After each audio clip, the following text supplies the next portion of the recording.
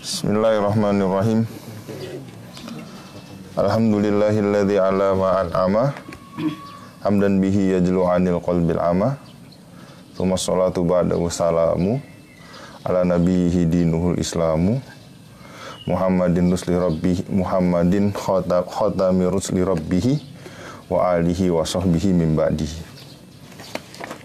Alhamdulillah, kita dipertemukan lagi pada kesempatan yang penuh dengan keberkahan, yang dimana kita luangkan waktu tidur kita, mungkin waktu kita bersama keluarga kita, semata-mata untuk datang ke sini, ke teras ini, dengan harapan ada pertambahan keilmuan dari kita, yang kemudian keilmuan tersebut dapat kita amalkan dalam kehidupan kita dan dapat juga kita sampaikan kepada orang lain.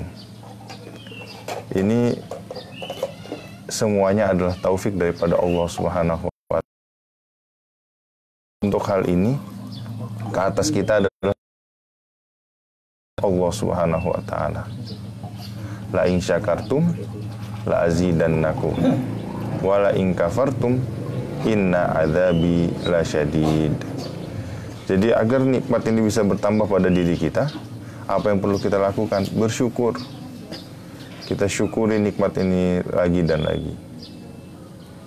Apapun nikmatnya, mungkin masih kecil, tapi dengan sebab syukur kita mungkin nikmat tersebut bisa bertambah besar. Nikmat tersebut kekal di sisi kita. Dan bagaimana cara syukur nikmat? Syukur nikmat dilakukan dengan kita gunakan nikmat tersebut semata-mata untuk tujuan apa Allah ciptakan nikmat tersebut. Allah ciptakan kaki kita, bagaimana kita langkahkan kaki kita ke tempat yang baik. Allah ciptakan tangan kita dan juga bisa gerak tangan kita, bagaimana dengan tangan kita ini kita melakukan kebaikan. Allah ciptakan lisan dan kemampuan untuk berbicara, bagaimana dengan lisan dan kemampuan berbicara kita ini kita bisa mengucapkan hal-hal yang baik, kita dakwahkan kebesaran Allah Subhanahu wa Ta'ala, kita dakwahkan orang-orang untuk taat kepada Allah Subhanahu wa Ta'ala. Ini sebenarnya adalah hakikat daripada syukur.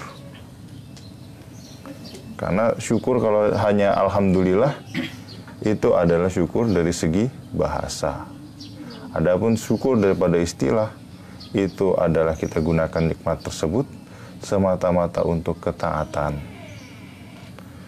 Jadi lawan daripada syukur adalah kufur.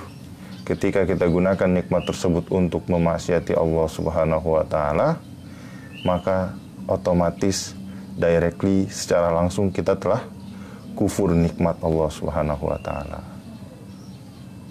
Maka oleh karena itu, kita ketika kita syukuri nikmat yang sedikit, kita gunakan nikmat tersebut untuk ketaatan, maka Allah senang, Allah ridho, Allah akan tambahkan nikmat tersebut kepada diri kita. Tapi ketika kita gunakan nikmat tersebut malah untuk memaksiati Allah Subhanahu wa Ta'ala, ya siapa coba? Kalau manusia aja. Kalau orang nih udah ngasih kepercayaan kepada kita, tapi kita salah gunakan kepercayaan tersebut, ya orang nggak percaya lagi. Begitu juga Allah Subhanahu wa Ta'ala. Kemudian kita akan lanjutkan pengajian kita. Sekarang makalah yang ke-9. Qala al-musannifu rahimahullahu ta'ala wa nafa'ana bi ulumihi fid dharain. Wal maqalatut tasi'atu, maqalah yang ke-9, an Sufyan ats-Tsauri radhiyallahu an, daripada Sufyan ats-Tsauri. Dia adalah seorang tabi'in, wa huwa syekhul imamu Malikin, wa huwa syekhul imami Malikin. Dia adalah guru kepada Imam Malik. Imam Malik radhiyallahu an, pengasas mazhab yang kita kenal mazhab Maliki, itu adalah murid daripada Imam Sufyan ats-Tsauri. Dan Ibnu Hajar al-Asqalani ya pada abad ke-8 Hijriah ini menukilkan satu perkataan daripada Sufyan Ats-Tsauri. Apa perkataan beliau? Kullu ma'siyatin an syahwatin fa innahu yurja ghufranuha wa kullu ma'siyatin nahu la yurja ghufranuha li'anna ma'siyata iblisa kana asluha minal kibari wa zillatu sayyidina adama kana asluha minasyahwati. Jadi makalah yang ke-9 ini lumayan dalam, Pak. Dan ini ternyata berhubungan dengan mukaddimah kita. Kata Sufyan Ats-Tsauri, setiap maksiat yang timbul maksiat tersebut karena sebab syahwat, karena sebab tuntutan dorongan daripada jiwa kita, dorongan daripada nafsu kita. Maka kata Imam Sufyan Ats-Tsauri, itu masih mungkin untuk mendapat ampunannya Allah Subhanahu wa Ta'ala.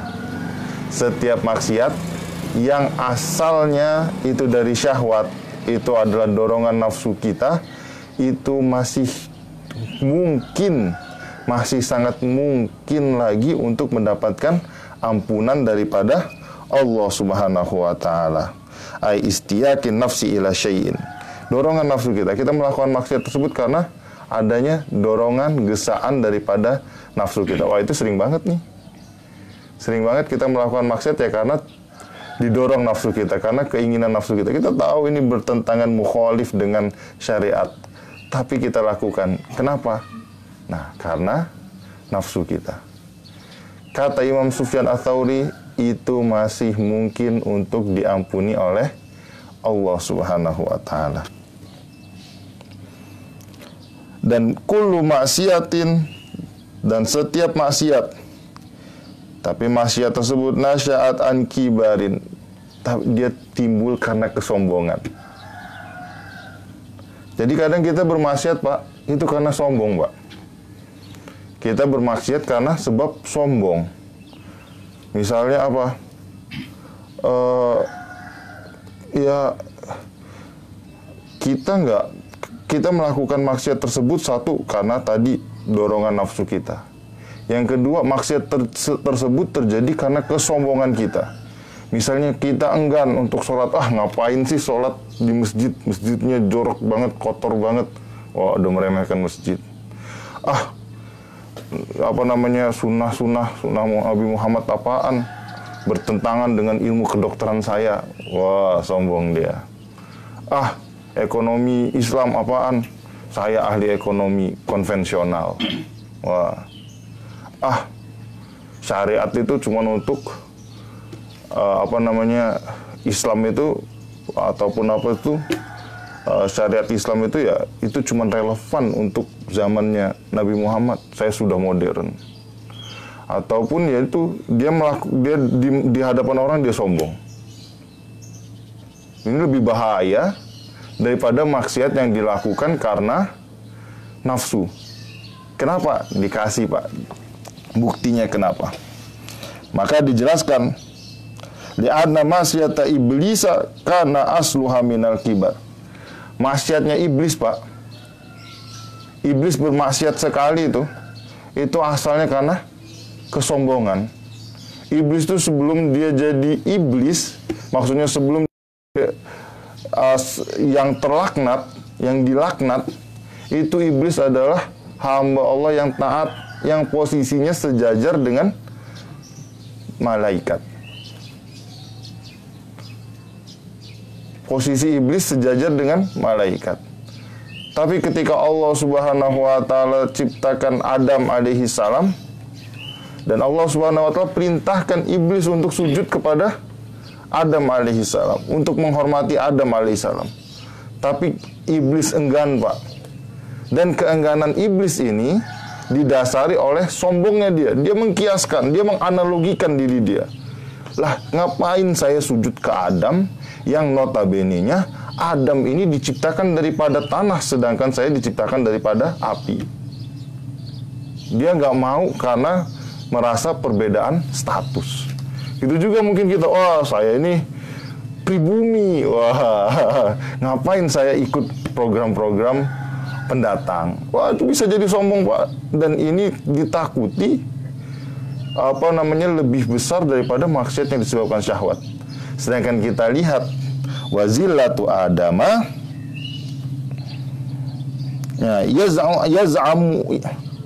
yaz'umu annahu khairum min sayyidina Adam. Ya tadi iblis merasa dirinya, menganggap dirinya ini lebih mulia daripada Adam.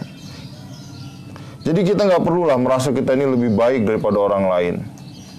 Wah ngapain ikutan ini, saya lebih baik kok. Amalan saya lebih banyak daripada dia. Saya lebih kaya, saya lebih bermartabat gitu kan.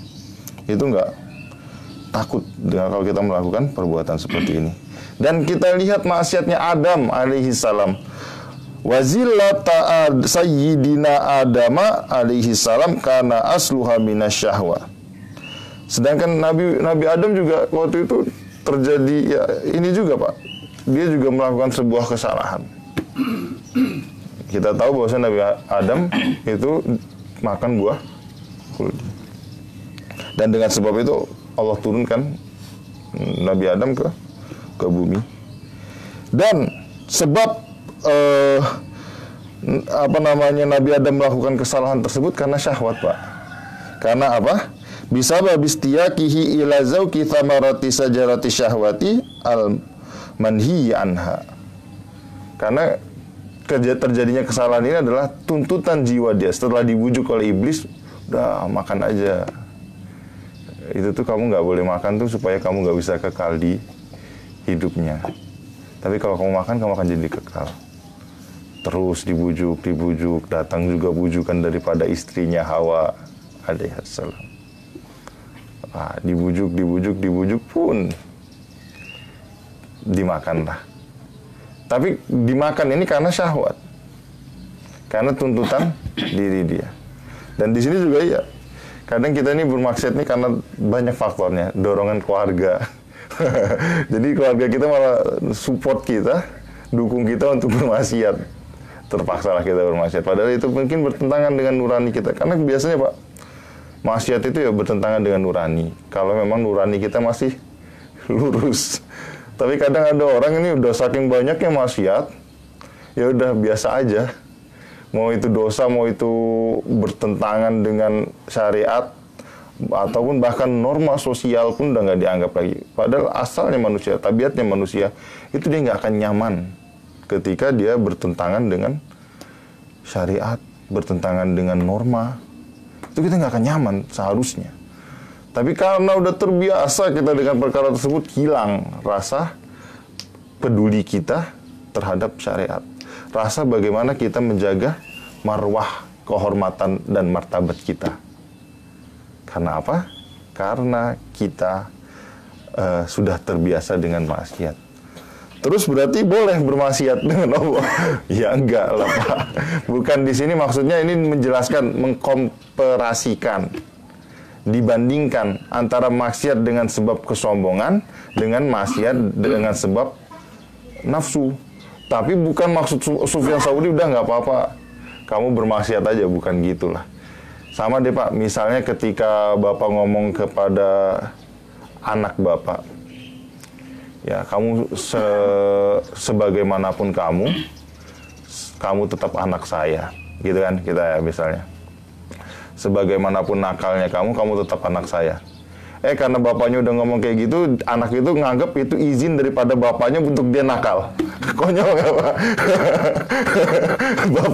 Bapaknya ngomong ke dia, senakal apapun kamu tetap anak bapak. Bapak akan tetap ya berusaha memaafkan kamu. Tapi anak ini kurang ajarnya, anak ini itu dianggap itu izin daripada si bapak untuk dia melakukan kenakalan. Oh, kurang ajar. Gitu juga Allah Pak. Walaupun Allah bilang Pak, Allah ini adalah Ghafiruz Dzam, yang mengampuni segala dosa. Allah itu menunggu kita datang untuk bertaubat dan Allah akan ampuni dosa kita. Bukan artinya kita bebas untuk melakukan dosa. Jangan kita, wah ini kadang ya itu orang, manusia tuh, oh ya tenang aja. Kadang sampai mau bermaksiat takut, tenang aja Allah Maha Pengampun. Wah, Itu sama kayak anak tadi, Pak. Kesel pasti kita kan. Ya Allah, lebih kesel lah, Pak. Segala sesuatu kita dikasih nikmatnya daripada Allah Subhanahu wa taala. Tapi kita kok bermaksiat ya Allah. Kadang orang tua juga ya udah, apa namanya, misalnya ngerokok, boleh ngerokok tapi pakai uang sendiri. Wah, kalau kamu bermaksiat pakai uang sendiri, jangan pakai uang bapak. Wah. Ya, tapi Allah itu semuanya, Pak. Allah itu yang memfasilitasi kita semuanya, Pak. Oksigen yang kita hirup pun dari Allah Subhanahu wa taala. Kalau anak juga, gini udah bebas dari orang tua gini, gitu kan. Tapi kita nggak pernah bebas daripada Allah Subhanahu wa taala. Setiap saat kita bisa melakukan sesuatu, pergerakan kita itu ya atas pantauan daripada Allah Subhanahu wa taala. Atas nikmat daripada Allah Subhanahu wa taala. Dan jangan karena kita ngerasa maksud ini kok kayaknya Imam Sufyan Tsauri ngasih ini seolah-olah ini kasih kebebasan kita melakukan maksiat. Enggak juga lah. Jangan konyol memahami nasnya, itu jangan konyol.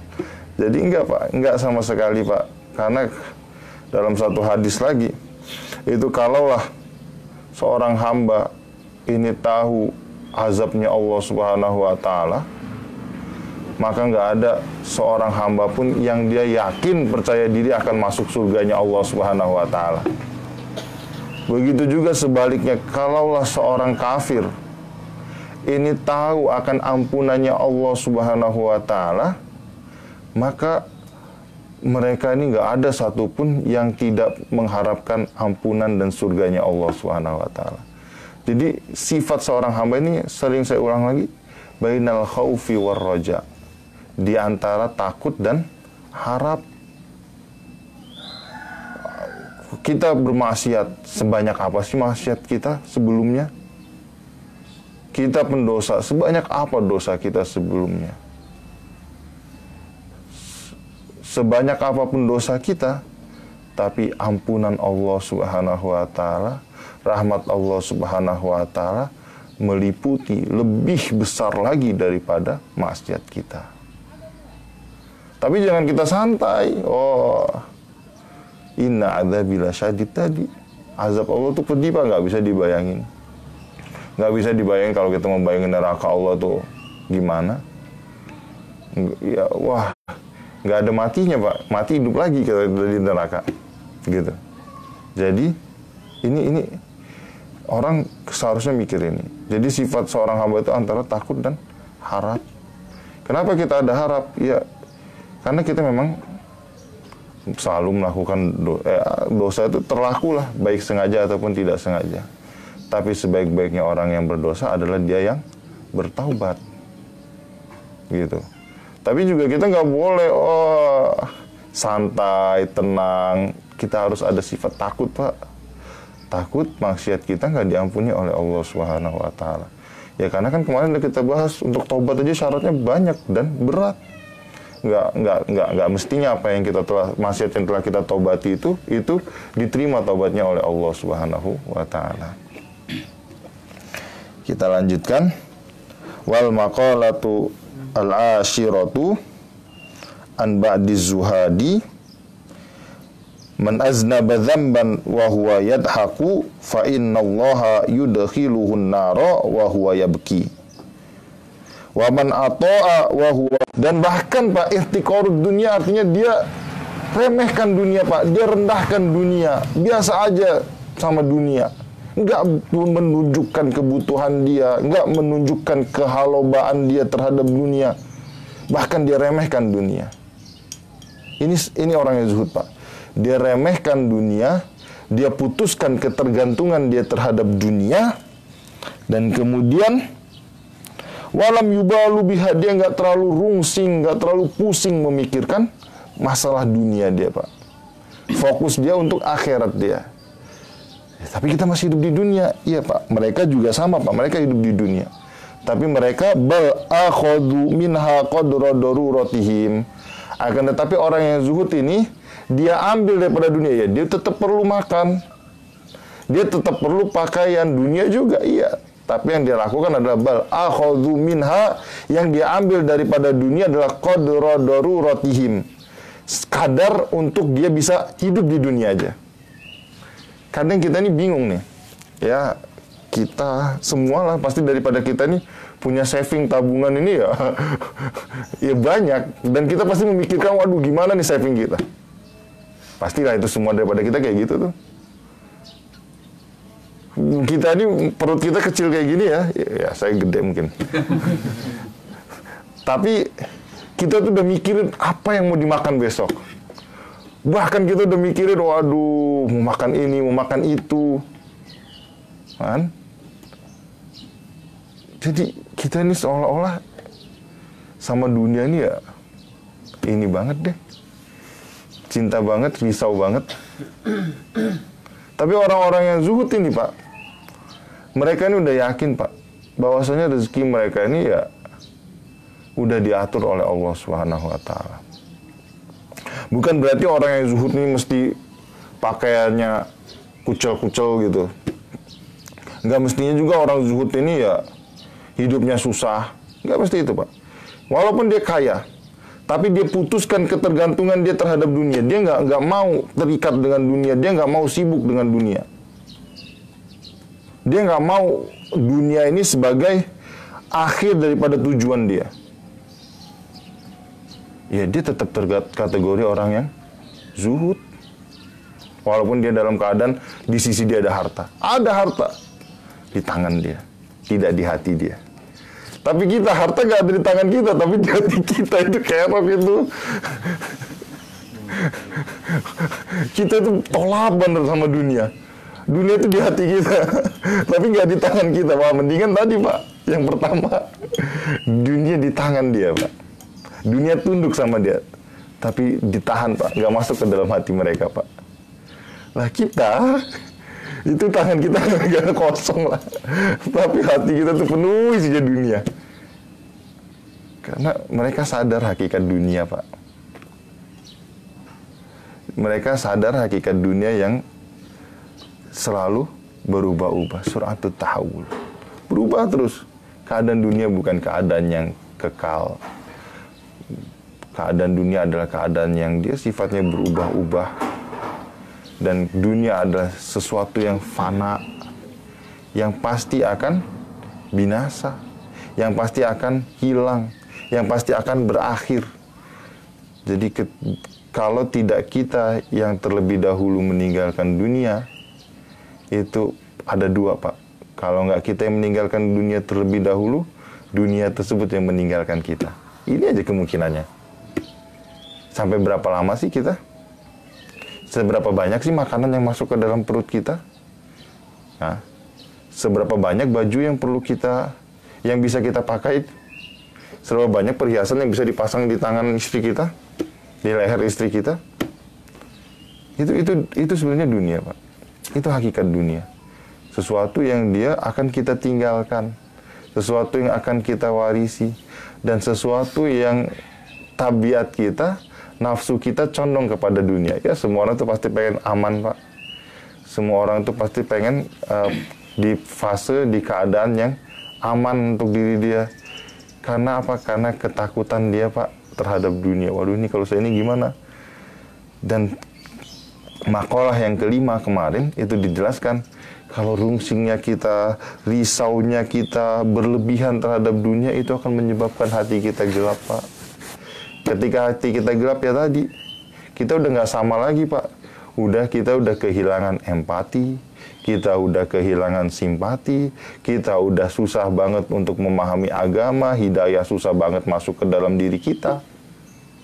Ketika hati kita sudah penuh dengan dunia. Adapun zuhud tadi Pak, zuhud itu benar, itu nggak mesti dia harus miskin, harus susah. Boleh. Ya siapa Pak yang dapat menahan ataupun menghalangi kehendak Allah. Dalam doa kita biasa kita panjatkan kan, la mani alima a'toita wala mu'tiya lima mana'ta. La mani alima a'toita. Kita mengakui, kita declare kalau nggak ada yang dapat menghalangi apa yang Allah akan berikan kepada seorang hamba. Ya kalau memang sudah Allah tetapkan rezekinya segitu, ya segitu Pak.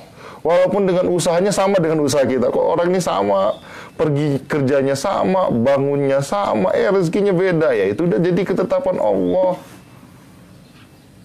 Bukan dari sini kita nggak perlu usaha. Tapi sekedarnya, dan jangan sampai ngoyo, apalagi mengorbankan dunia kita, agama kita untuk dunia. Ini nggak bijak banget kita. Siapa yang dapat menahan rezekinya Allah Subhanahu wa Ta'ala? Maka saya sampaikan, kadar zuhud seseorang ini beda-beda. Kadar zuhud antara satu orang dengan orang yang lain beda-beda. Ada nih orang yang makan dengan satu lauk itu adalah kebiasaan dia. Habis itu ada orang yang dia biasanya makan dengan 3 lauk. Wah, sehari-hari itu makan dengan 3 lauk. Ketika orang itu makan dengan 2 lauk, ketika 2 orang tadi yang makan dengan 1 lauk, dengan yang makan dengan 3 lauk ini bertembung, dan dia makan dengan 2 lauk, yang tadi yang kedua ini zuhud, Pak, udah zuhud, udah masuk kategori zuhud. Nah, yang satu ini itu udah kehilangan kezuhudan dia. Jadi setiap orang beda-beda, Pak. Pengorbanan setiap orang, kezuhudan setiap orang ini beda-beda. Ada orang yang biasanya harus tidur pakai AC. Ketika dia tidur nggak pakai AC, itu udah kezuhudan bagi dia. Nah, jadi kadar zuhud orang beda-beda. Jangan kita, ini orang ini gak zuhud. Nanti kita, ini orang ini cinta banget sama dunia. Kan nggak boleh juga. Makanya saya katakan, kadar zuhud setiap orang dia beda dengan antara satu dengan yang lainnya. Jadi kita nggak usah lah Pak ngejudge, ini orang ini cinta banget sama dunia, nggak perlu. Ya itu, lamani alima a'toita. Nggak ada yang bisa menahan pemberian Allah Subhanahu wa Ta'ala. Wala mu'tiya lima mana'ta. Dan ketika Allah nggak mau ngasih, Allah mau tahan, nggak ada yang bisa memberikan. Ini menjelaskan bahwasanya kudrahnya Allah Subhanahu wa Ta'ala, kehendaknya Allah Subhanahu wa Ta'ala ghalibatun ala sairil aqdar. Dia mengatasi segala keinginan makhluk. Makhluk menginginkan A, tapi Allah nggak kepengen A, nggak akan bisa. Walau ini jitamau, walaupun mereka bergabung seluruhnya, tapi udah jadi ketetapan Allah itu tidak berlaku, ya nggak berlaku. Jadi kita jangan merasa aman. Oh iya, saya ada backing, ada dekengan ini. Oh ini, saya ini dapat rekomendasi daripada ini. Wah, siapa mereka kalau Allah tidak mengizinkan? Oke, jadi itu adalah zuhud. Apa perkataannya? Man aznaba zamban, barang siapa dia melakukan sebuah dosa, tahammalahu, menanggung beban dosa, melakukan dosa, menanggung beban dosa, wa huwa yadhak, tetapi dia melakukan dosa, dia menanggung beban dosa tersebut dalam keadaan tertawa, dalam keadaan bangga, wal halu annahu yafrahu bitahammulihi, dia senang Pak, dia bahagia dengan dosa yang dia lakukan. Nah, ada kok orang Pak yang bangga dengan maksiat dia. Wah, keren nggak? Wah, nih si pacar baru, ya, misalnya udah punya istri gitu kan, bangga dia, ditunjukin ke teman-teman dia. Kayak itu sekarang orang-orang kayak gitu kok Pak. Lagi bermaksiat diposting, ya sama, maksiat diposting, ya berarti bangga Pak. Sekarang orang bermaksiat diposting di media sosial, berarti itu sama halnya dengan dia berdosa tapi dia bangga. Dia melakukan dosa sambil tertawa, senang, seolah-olah meremehkan Allah. Dia nggak sadar bahwasanya Allah tahu perbuatan dia. Dia udah ngerasa nggak ada yang memantau dia sama sekali. Maka ketika itu Pak, kata orang yang zuhud ini, fa innallaha yudkhiluhun nara wa huwa yabki. Maka ketika seseorang telah melakukan dosa dengan bangganya, nanti pada hari kiamat Allah Subhanahu wa Ta'ala akan masukkan dia dalam neraka, dan keadaan dia akan berubah Pak. Ketika itu dia akan menangis Pak. Ketika itu dia akan menyesal. Ketika itu dia pusing Pak. Kenapa? Li'anna haqqahu ayyandama wa yastaghfirullah ta'ala lidzalika.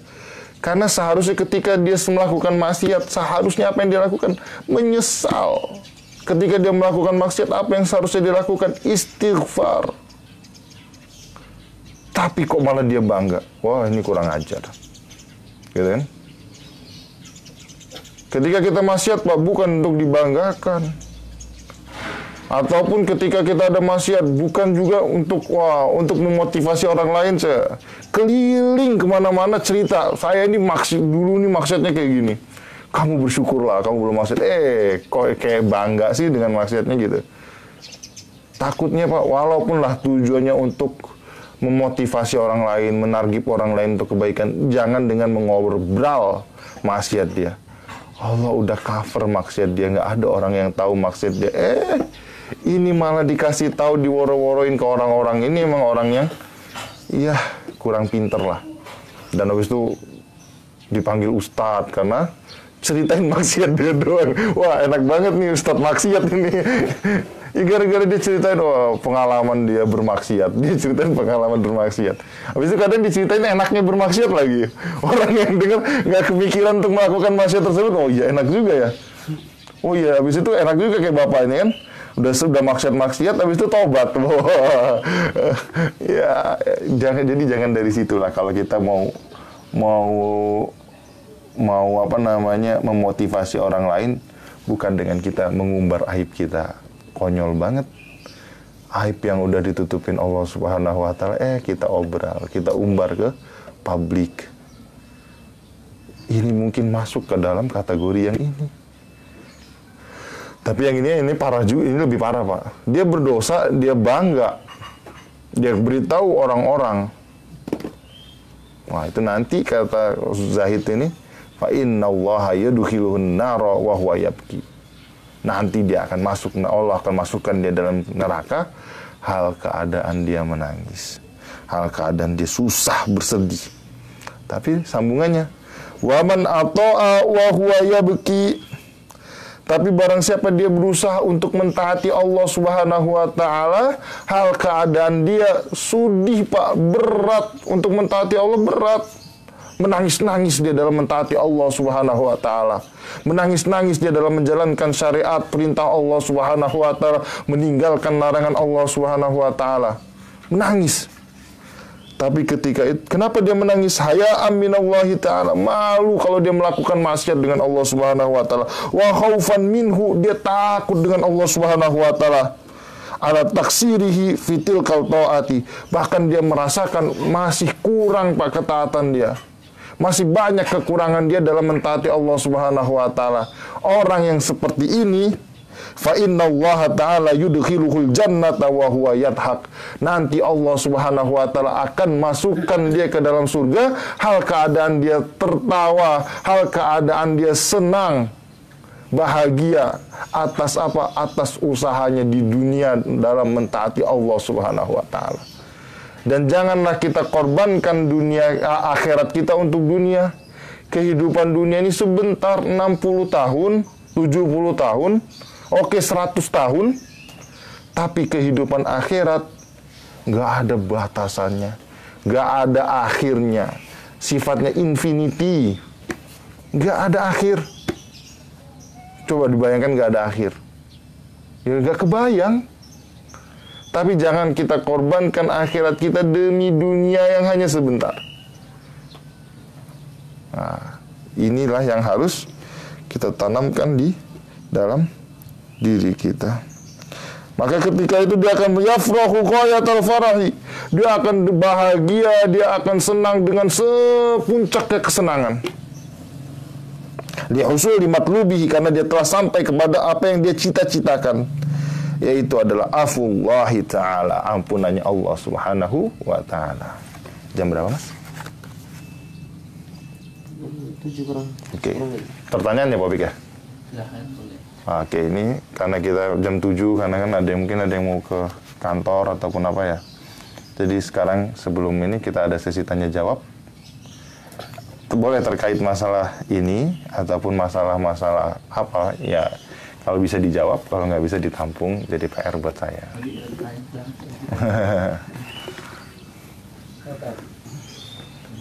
Assalamualaikum Assalamualaikum warahmatullahi wabarakatuh. Waalaikumsalam warahmatullahi wabarakatuh. Sebenarnya itu lagi menyimbang. Jadi tadi pagi itu saya ikut kajian jam waktu subuh gitu. Tapi kajiannya ini kajian yang ada orang soleh seperti itu. Jadi saya agak bingung gitu. Kata-kata itu sebenarnya ada dasarnya dari Nabi atau tidak gitu. Terus bagaimana kalau tidak ada, saya itu kalau ngikut hukumnya seperti apa gitu. Itu aja Pak. Assalamualaikum warahmatullahi Jadi, waalaikumsalam warahmatullahi wabarakatuh. Bismillahirrahmanirrahim. Tarekat ataupun apa, kita memandangnya itu sebagai sebuah metodologi, sebuah cara. Dari asal katanya aja torikoh. Asal katanya dari torikun, torikoh, jalan, gitu. Jadi ya sama Pak.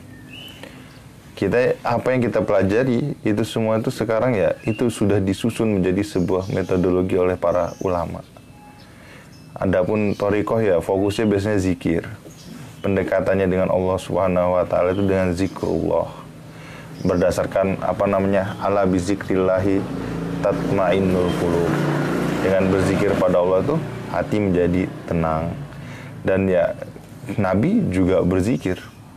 Bahkan para sahabat itu dia punya uncang, punya apa? Punya wadah. Ya punya kantong, yang di kantong tersebut diisi batu. Itu jadi tasbih untuk dia menghitung berapa banyak zikir dia. Itu yang dilakukan sahabat. Kemudian muncullah masa-masa misalnya kayak Syekh Abdul Qadir Al-Jailani, Naksabandiyah. Ada banyak lah dalam thariqah. Ada Satiriyah, ada banyak, saya malah lupa. Jadi thariqah ini itu sebenarnya adalah metodologi di mana dengan harapan mereka dengan berzikir itu dapat mendekatkan diri kepada Allah Subhanahu wa taala. Sama Pak. Sama seperti mana jemaah tablik yang dia punya metodologi dengan keluar 3 hari, 40 hari, 4 bulan itu dapat menambah keimanan mereka. Ada juga yang sama seperti majelis cinta Rasulullah yang dengan qasidahan, yang dengan memanjatkan sholawat kepada Rasulullah itu menjadi sebab syafaat, menjadi sebab keberkahan untuk mereka. Sama juga mungkin dengan cara salafi yang mereka dengan ta'lim, dengan belajar, ini akan menjadi sebab kebahagiaan mereka di dunia dan di akhirat. Jadi semuanya metodologi. Adapun bagaimana kita ya semuanya diperintah, ya semuanya dianjurkan ketika itu baik. Jadi nggak salah, kita juga nggak bisa bilang langsung bisa bilang ini salah. Tapi mungkin ya itu. Kemudian dia langsung naik ke tarikatnya. Itu kadang yang bahaya. Karena apa? Karena nanti dia ujungnya sibuknya zikir aja. Yang lain diabaikan. Yang mahdoh, yang wajib diabaikan. Ya itu kesalahan individu. Karena kadang yang sering kita dengar orang tarekat ini kok nggak sholat. Wah, habis itu orang tarekat ini nyeleneh juga. Wah, udah kita mah itu kewajiban orang-orang syariat. Kita mah udah di atas makomnya. Itu salah. Tapi yang salah bukan orangnya, bukan ajarannya. Kita langsung jangan nggak bisa ngejudge ajarannya yang salah, tapi mungkin individunya yang salah. Dan nggak adil ketika kita menjudge wadahnya, padahal yang salah adalah individunya. Mungkin kekurang fahaman individunya. Sama kayak masalah jemaah tablik juga kayak gitu. Kadang kita lihat kok tablik ini begini, padahal itu individunya. Jadi semuanya adalah metodologi, adalah cara untuk bagaimana kita sebenarnya mendekatkan diri kita, meningkatkan keimanan kita. apa namanya, ya banyaklah hadis-hadis yang jadi dasar orang-orang tarekat. Man qala la ilaha illallah dakhalal jannah, kan barang siapa mengucapkan la ilaha illallah masuk surga. Jadi la ilaha illallah dizikirkan. Bagaimana orang tabligh memahami, oh sebenarnya lebih daripada zikir itu adalah mendakwahkan kalimat tersebut. Jadi semua punya metodologi, punya manhaj yang berbeda-beda, punya sudut pandang yang berbeda-beda. Adapun kita selagi itu tidak bertentangan, monggo diikutkan, monggo diikuti. Tapi sekiranya itu bertentangan dengan syariat, ya kita tinggalkan. Ketika itu mengajarkan bertentangan dengan syariat yang kita pegang, Pak, ya itu berarti dia salah. Tapi kalau itu mengajarkan kita, hanya mengajarkan kita zikir, mengajarkan kita untuk mendekatkan diri pada Allah, dan jelas sanadnya, biasanya dia ada sanadnya, Pak. Ini sampai kemana nih? Siapa? Ini pakai dari thariqah mana? Dari siapa? Nah, itu bisa dipertanggungjawabkan. Jadi ketika sesuatu ada sanadnya bisa dipertanggungjawabkan. Maksudnya dipertanggungjawabkan ya nanti di hadapan Allah. Ya ini daripada ini, saya dapat dari sini. Adapun kita monggo Pak, ketika kita udah merasa oh iya saya pengen mengisi kekosongan hati kita dengan zikrullah, boleh.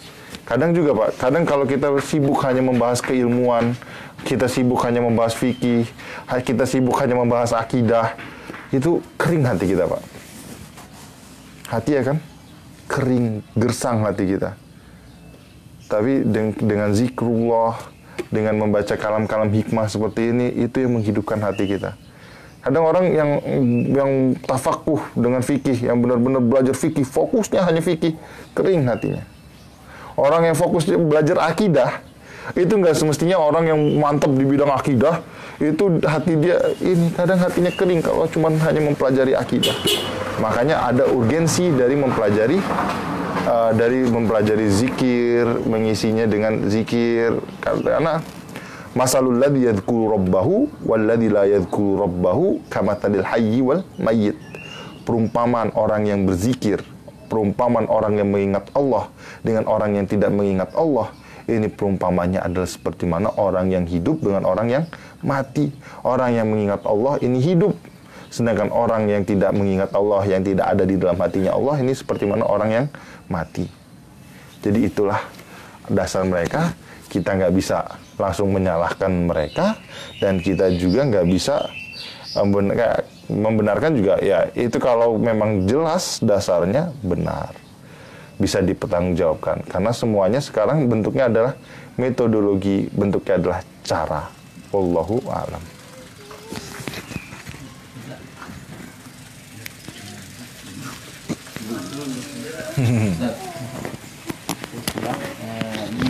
Ini dasar, cuman saya belum mendapatkan jawaban yang pas terkait dengan sholat ba'diyah. Biasanya sholat ba'diyah itu dasarnya apa? Ketika sholat ba'diyah pasti geser sedikit atau pindah dari tempat setelah sholat wajibnya. Itu adakah dasar atau sunnah atau bagaimana? Ya, itu merupakan kesunahan untuk kita berpindah dari tempat sholat fardu kita. Untuk apa? Untuk memisahkan antara sholat fardu kita dengan sholat ba'diyah kita. Dan satu lagi fadilah apa Pak? Satu fadilah yang sangat ini, yang ada di dalam kenapa kita pindah itu, karena bumi akan menjadi saksi kita. Bumi yang disujudi oleh kita itu akan jadi saksi kita bahwasanya kita pernah sholat di situ. Jadi sholatlah di mana-mana tempat di masjid yang belum pernah kita sholat di situ. Jadi seperti itu sebenarnya. Ya Nabi pernah buat juga seperti itu. Jadi Nabi bergeser, pindah.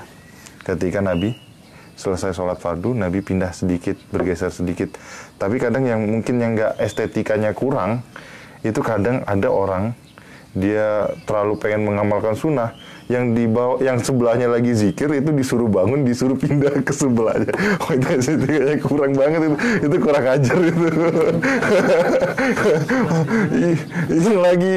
yang lagi zikir gini, di sebelah gini, pindah-pindah, itu kurang Pak. Ya pindah aja ke belakang, Ataupun nggak mesti geser ke sebelahnya dan orang yang lagi sibuk dengan fokus dengan zikirnya, ataupun itu diganggu, ataupun lagi tidur dibangunin, disuruh pindah. Nggak gitu, Pak. Jadi ya, itu memang sebuah kesunahan. Dan salah satu manfaatnya tadi, karena sujud, bumi yang disujudi itu akan jadi saksi kita juga. Jadi itu faedahnya. Dan ya untuk memisahkan antara sholat kita tadi. Dan ya kita sebenarnya sudah terpisah dengan zikir. Kalau untuk memisahkan antara sholat kita yang fardu dengan sholat kita yang ba'diyah sudah terpisah dengan salam. Dengan salam assalamualaikum itu sudah terpisah. Dengan zikir sudah terpisah. Tapi ya tadi Rasulullah juga buat seperti itu. Alasannya tadi bumi mana itu akan menjadi saksi kita sujud. Tapi juga ketika sholat sunnah gitu. Nah ini penting juga. Ini fikih nih, saya suka nih membahasnya. Jadi masalah sutroh, masalah pembatas sholat. Itu juga adalah sebuah kesunahan untuk memakai pembatas sholat. Yang paling afdol apa pembatas sholatnya? Tiang yang sudah ada. Itu paling afdol. Ketika ada tiang, itu sunnahnya bukan kita pas di tiangnya, tapi kita di samping tiangnya. Jadi ini tiang, misalnya, kita sholatnya di sininya, bukan pas di sininya, di sininya. Jadi sutroh itu adalah penghalang, di mana ketika kita sudah menempatkan sutroh, itu orang nggak boleh lewat di sini. Dan bisa kemudian kalau nggak ada tiang, bisa yang martabat yang kedua, oke, pakai sesuatu yang tingginya 3/4 hasta. Menegakkan sesuatu yang tingginya 3/4 hasta. Apa, tas mungkin, gitu. Habis itu apa? Sajadah. Sebenarnya sajadah yang ada di masjid, itu sebenarnya sudah mengganti tempat sutroh. Dan untuk orang yang sudah diberi batasan sutroh, itu dia orang nggak boleh lalu di depan orang yang sholat. Dia boleh lalu tapi di depan daripada itu udah nggak ada masalah, gitu. Dia nggak boleh lalu di batas sutroh itu, dan antara dia dengan sutroh itu jaraknya nggak boleh lebih daripada 3 hasta, gitu. Ya, itu kesunahan. Jadi sholat sunnah pakai sutroh, pakai batasan. Tapi sebenarnya sutroh itu ya fleksibel lah. Sajadah itu jadi sutroh, ataupun ketika nggak ada apa-apa, ini dipentangkan jadi sutroh. Jadi kayak gitu. Itu masalah sutroh. Adapun orang kalau lalu di sebelahnya berhampiran dengannya, tapi kadang gini Pak, kadang yang salah paham ini ya oke lah, kalau orang yang gitu bolehlah ditahan, gitu kan. Tapi kalau anak kecil yang masih kecil banget, itu kadang orangnya terlalu strict juga tuh. Anak kecil mau lewat gitu sampai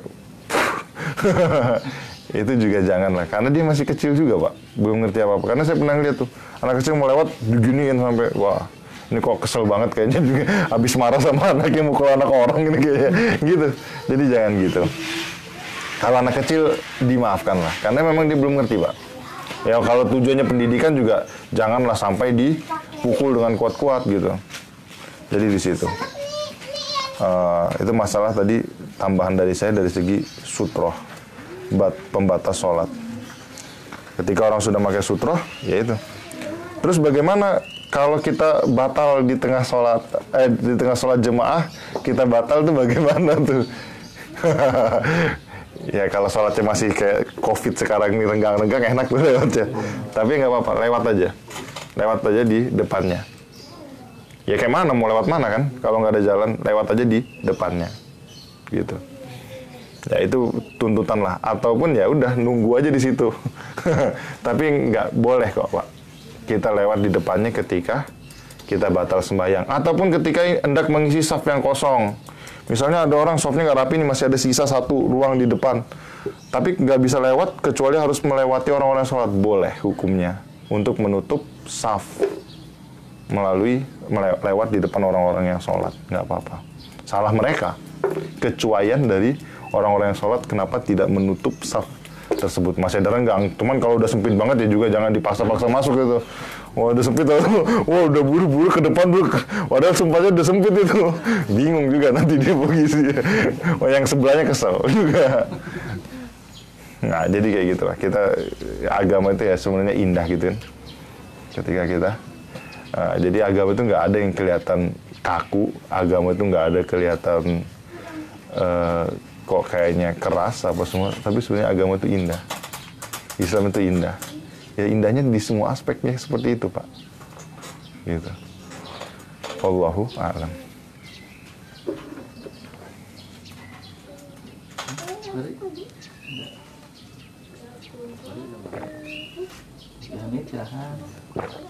Ada nanya?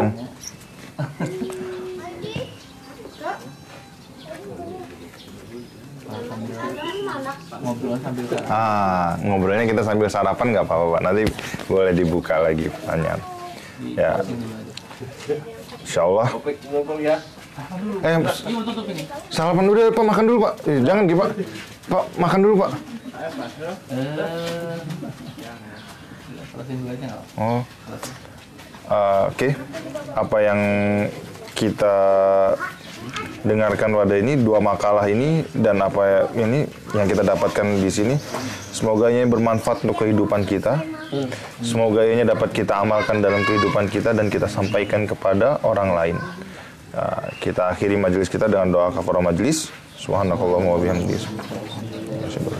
Astagfirullah. Assalamualaikum warahmatullahi wabarakatuh. Waalaikumsalam warahmatullahi wabarakatuh. Waduh, tadi